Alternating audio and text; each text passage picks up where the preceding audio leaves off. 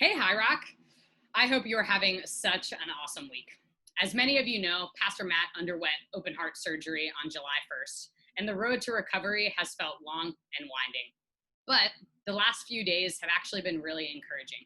I had the chance to sit down with Matt last night, and he expressed his love and his gratitude for our Highrock family, especially in the ways that you have loved and cared for the Webble family during this season. He misses you all a ton, but he's excited to connect with you all when he's back. Well, one of the things that I love most about Pastor Matt is that he is always planning ahead. Before his leave of absence, Matt had already begun planning for the fall and making adjustments to our staffing needs because Pastor Marcus is transitioning off the team to get married and to move with his soon-to-be wife to New York. Shout out to Marcus and Caroline. And so this leads me to my great joy to introduce you to Lainie Battaglia. Lainie, you are stepping onto this team as a seminary intern, and we are so excited. And we are particularly excited because Lainie actually has a long history with Pastor Matt, and that probably means we're going to get some great stories about Matt in the coming months. And so I'm going to let her share a little bit about that in this nice little interview that we've put together. But Lainie, welcome to Highrock Haverhill. Oh, thank you, Angie. I'm so excited. Excited to meet everyone, excited to be here. So it'll be great. Well, we are so excited to have you. And so I'd love for us to take this time to really have our church get to know you a little bit. Obviously, we're hoping for many more opportunities for connection and for you to be able to share your story. But I figured we could start with just a few questions so people could get to know you a little bit more. Sound good? Sounds good. All right, so where are you from? Okay, so this is like a big question, so I'll be brief because I'm from a lot of different places. So we moved a lot growing up, but I originally hail from New York. And then we lived right outside of Philly for several years in Pennsylvania. And then we moved to the Midwest for a little while. And then I ended up going to college there and then moved out to the North Shore about a year ago. So I've been here loving the North Shore. It's like the perfect balance of so many things that I love as far as like a location goes. So it's been awesome. Yeah, that's awesome. And now you're a student at Gordon Conwell Theological Seminary. What are you studying? Yeah, so I'm studying an MDiv, so a Master's of Divinity, which covers a lot of different things, but for me, it's a lot of focus in preaching and then the biblical languages. So that's kind of the focus. That's awesome. Now, I alluded to this earlier, but you have actually known Pastor Matt for quite some time, right? Yeah. So how do you know Matthew Webble? Oh my goodness. Okay, so like 15-year-old Lainie met Pastor Webble, but it was Mr. Webble at that time. It was actually Webble and Graham. They were like the dynamic duo of teachers at my high school. So he was my high school English teacher. Wow. Actually. So that's way back. So many years. Please don't ask him to pull out a yearbook. We're just gonna put it in the vault of Lainie at 15. No one needs to know. We might have to have the yearbook photo be your photo on the website on the staff. Oh no, let's not.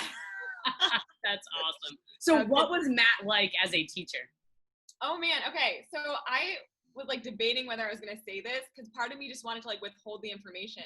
But honestly, as much as I hate to admit it, Webble and Graham were like the cool teachers. They really were. I mean, you're gonna feed Matt's ego right there. You're gonna feed the ego. So I was like, man, I don't want to say it, but it's the truth. So what are you gonna do? But that was like the reputation. Students loved them. We loved being a part of their class. They had a really great classroom, but you knew it was gonna be really hard. So that was part of it. Students entered that class being like, this is gonna blow my mind, and I like might die. There's both of those hand in hand. So what I really want to ask you is, do you have any funny stories about Matt as a teacher? Oh, okay. Yes, I do. I definitely do. But I think I will start with a story that's probably a little bit more embarrassing on my end than it is on Matt's end, but that's okay. We'll do that. So I think it reflects really well who Matt is. In like whether teaching or in a local church context, this is like captures a lot of his heart, I think, in a lot of good and funny ways. I'm so ready. Let's do that. Good. Okay. So our first assignment was to write a thesis. I genuinely little context about me briefly. I just thought I was like the premier writer, right? Like I thought I was Shakespeare to my generation. Like I thought I had it in the bag. So I was feeling really good about this assignment. And needless to say, when it was returned to me, I did not feel so good. It was so, I don't think I've ever had something that had that many marks on it, like up until that point in my life. So I pulled him aside after class. I was like, what is up with this? I thought I did a great job and this does not look great.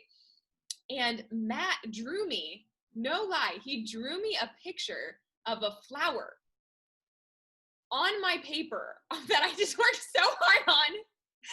And he hands it to me and is like, this is what you gave me. All flowery language. It's all flowers and very little actual substance. You're not really saying much.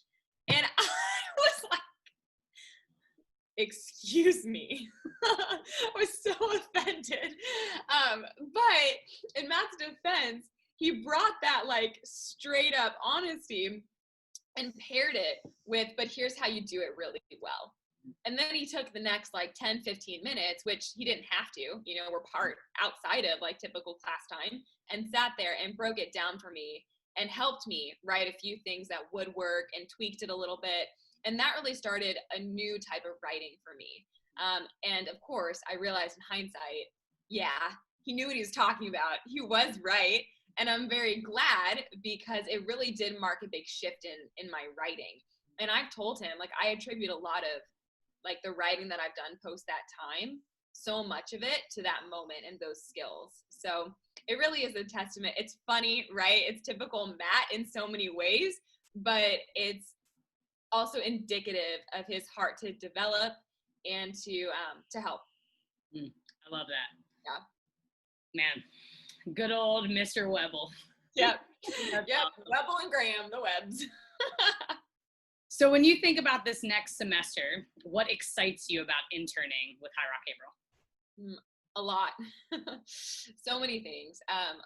Honestly, Premier, I'm so excited to get to know the people at Highrock and the people at Haverhill specifically. I think from my limited interactions that I have had, I've been there a couple of times to Haverhill, and it was so obvious to me just the warmth of the people there and the passion that they have to see people found, to see them made whole.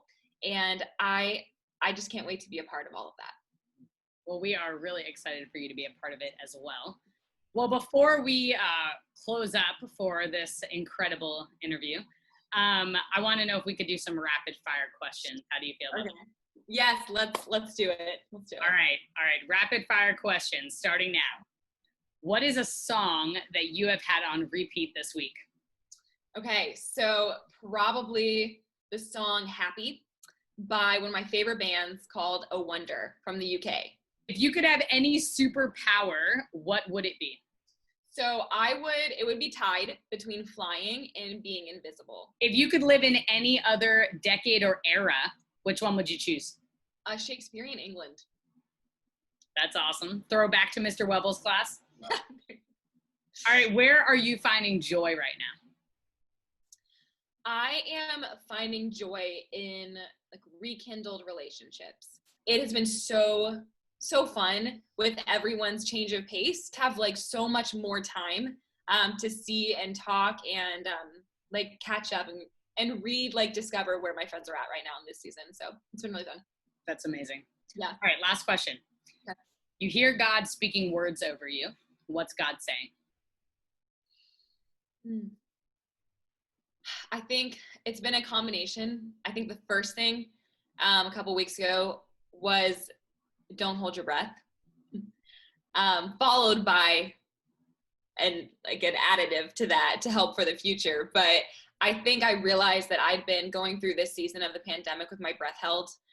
It wasn't even like an intentional state of the heart or mind. It just was where I was and where I was at with everything. And I realized it was decreasing my peace and just affecting different areas of my life. And I realized, okay, I'm actually sitting here with my breath held, waiting to actually let out my breath when it's over. you know, when it ends and we can go back to normal.